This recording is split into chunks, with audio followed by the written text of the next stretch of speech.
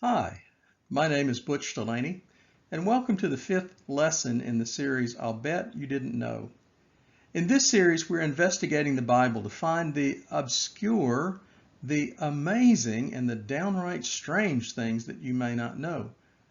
Today's lesson deals with the 400 years of captivity. Now, I'm suspecting that you probably know this.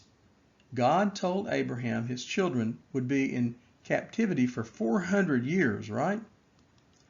But if you look at the total ages of those who were born in Egypt during their captivity, it shows only a total of about 200 years. So how do you reconcile this apparent discrepancy? The truth is, God never said they would be in captivity for 400 years. Instead, what God said was they would be living in a land that is not your own for 400 years. And also, he did not include Abraham in this, so the timer began with Isaac's birth. Now, Isaac was 60 years old when Jacob, his son, was born, so that accounts for the first 60 years. And then Jacob was 130 when he went down from Israel to Egypt. So after the proclamation to Abraham that his descendants would live in a country that was not their own, part of that 400-year period, the first 190 years, was spent in Canaan. And then they went into captivity in Egypt for 200 or so years. And together, this represents 400 years of servitude and living in a country that was not their own. I'll bet you do know more about the wanderings of the Jews than you do about the wars that they fought to take over the Promised Land. And so here are some questions for you.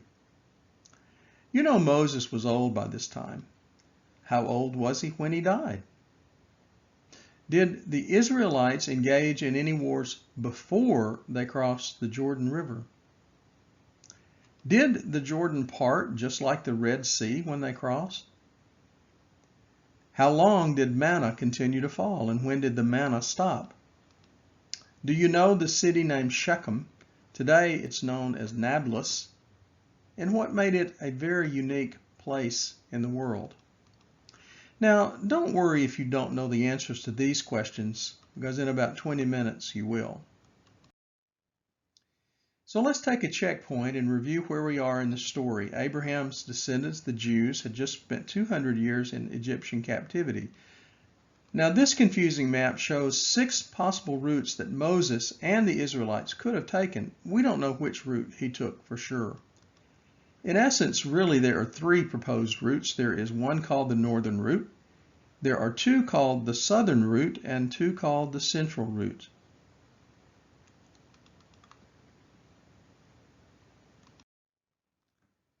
I want to stop here for a minute and talk a bit about age ranges, because we're going to talk about how old Moses was at his death. We know that he was 80 when he received the tablets of stone near the beginning of his journey. And so we know they wandered for 40 years, so 80 plus 40 is equal to 120. That's right. Here are the generational names for the different date ranges by age. Now, I think this was created by marketing people more than anything. But it also shows the traditional anniversary gifts here for marriages that are that old as well. And it shows the marketing categories over to the far right and the names for those categories of people of a certain age range. Now, the oldest U.S. person on record lived to the ripe old age, a very ripe old age, pardon me, and she was 120 years old when she died. She was a supercentenarian who lived across multiple century boundaries. Meet Sarah Sadie Naus of Hollywood, Pennsylvania.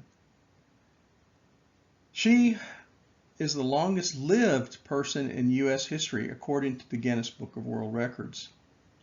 She died just seconds before the ball fell in Times Square, or she would have been living in 3 centuries. Look at the things that happened in her life. 7 major wars. Radio was invented, TV was invented, movies were invented, the internet was invented, and the automobile was invented. Wow. And unless you think she grew in reverse, that's her in the bottom when she was just a young girl.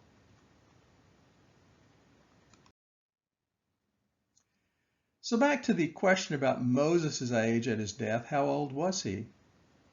How long did Moses live? Moses was a supercentenarian too, having lived across the century border at some point in his life. Needless to say, he was a very old man, 120 years old. But the Bible notes that he could see as well as anyone, and his strength or his vigor had not left him. So now is the time, just before the Israelites are ready to cross the Jordan. They had wandered around in Sinai Peninsula for a long time before making their way toward Canaan. Then they took a hard left turn at the Dead Sea and began moving north through Moab, Edom, and then on up toward Syria. And now they were camped just on the other side of the Jordan, above the Sea of Galilee, and facing east toward Jericho. Joshua had already taken the cities of Jericho and Gilgal before the tribe moved east into the Promised Land. So here Moses and the Israelites find themselves about to enter the Promised Land. But something dreadful is about to happen. Moses climbed up Mount Pisgah, or what we know as Mount Nebo, and met with God for the last time on earth. And just like his brother Aaron before him, it was time for him to go. Now he had prepared his successor, Joshua, very well. The scriptures tell us that he was as physically capable as any man in the group, and much smarter than anyone else. When he died, the leadership of the group at this perilous time fell on Joshua's shoulders. The new leader was no surprise to anyone. Moses had been grooming Joshua for the job all along, and he was an excellent choice. He had been the principal military leader for the Jews in the wars that they fought on the east side of the Jordan. And the list there included the Amorites under King Sihon and King Og, the giant of Bashan. In addition, the Moabites, Edomites, and Midianites were all conquered. Now, while they were camped to the east of the Jordan, with all possible kingdoms there vanquished, a raiding party went out and conquered the city of Jericho. After Jericho, they were severely routed at Ai. And now it was time to cross the Jordan and begin the conquest of the Promised Land in earnest.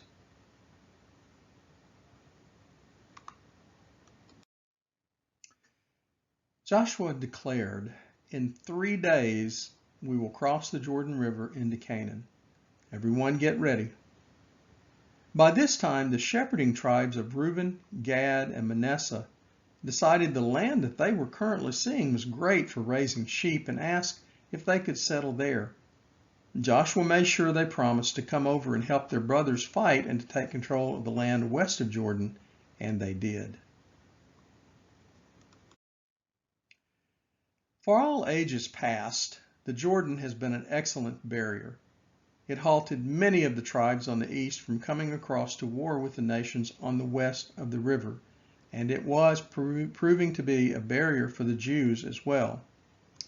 Now, I'll bet you didn't know at what time of the year they moved across the Jordan into Canaan.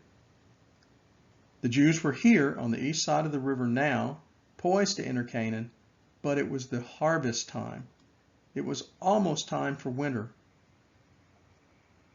And as usual, at this time of year, the Jordan's banks would have been overflowing. What was once a simple matter of wading across now proved to be a treacherous and dangerous affair. The Jordan's size was expanding and the water was flowing fast. Can you just imagine the fear when the people were told, "Get ready, in 3 days we move"? Now, this map shows the path of the Jordan River. It begins just beneath Mount Hermon, way up at the top near Syria, And then it proceeds to the south. And the three rivers there flow into the Jordan, and it begins its rapid descent from 9,000 feet above sea level to about 1,400 feet below sea level at the beginning of the Dead Sea, 150 miles below. It is a very fast-moving river, especially at this time of the year. And Joshua tells his group, get ready. Can you just see Joshua praying for God to do something to help him get across this Jordan? Now, I'll bet you didn't know this. For its size, the Jordan River is a very fast river, one of the fastest in that part of the world, and its elevation is significant. It drops a total of about 2 miles in the distance of about 150 miles below, and it ends up about 1,400 feet below sea level as it enters into the Dead Sea. And again, I'll bet you didn't know that the Jordan was at flood stage when they decided to invade. And here's an image of the Jordan at flood stage.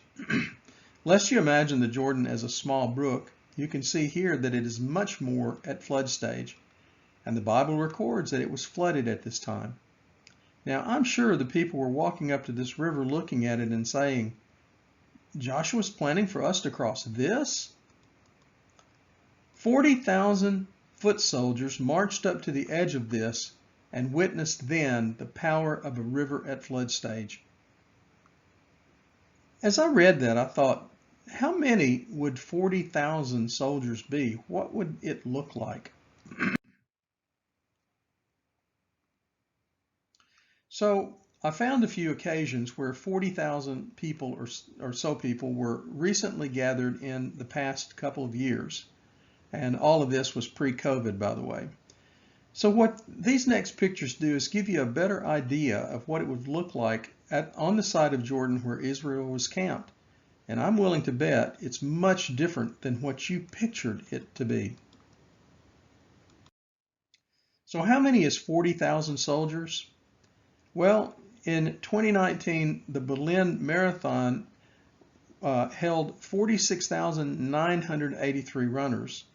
And this is only a part of that number, a mass of people. How many is 40,000 soldiers? Well, the Boy Scout Jamboree in 2019 totaled about 40,000 or so. Those would be scouts and parents. I put this in because I thought it was relevant. How many is 40,000 soldiers? Well, it is the number killed or wounded in USA today because of gun violence each year. That's over 100 people a day. But here's the picture that brought it all home to me, literally. 40,000 is about half the size of the Donald W. Reynolds football stadium at the University of Arkansas. And from this picture, you're looking at about 40,000 people, hopefully happy people, who are Razorback fans on a day in a fall a few years ago. If you like, I can stop and pause right here until you count the 40,000 or so that's in front of you, or you can just take my word for it.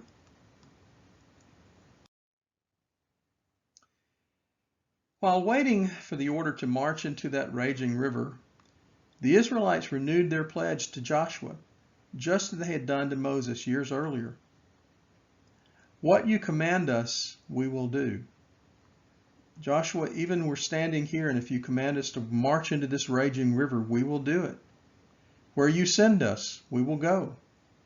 God will be with us now as he was with Moses. We will be strong and courageous. Joshua pleaded with them to teach this prayer to their children, to impress upon them that they need to commit the same purpose to God. It's my prayer that the Lord be with you and your family today as he was with the Jews at the time of Joshua.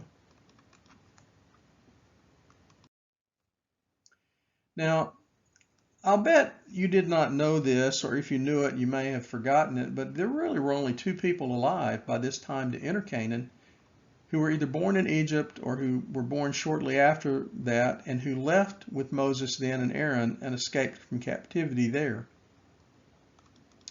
Remember Moses pleading with God to allow him to enter Canaan?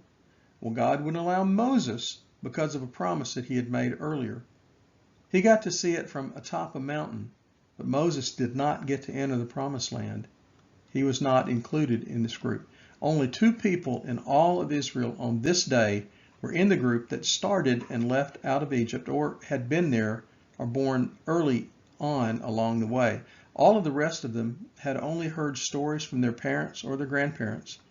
They had no experience with the parting of the Red Sea to calm their nerves as they now faced the swollen Jordan River. Who was alive at this time following Moses' death?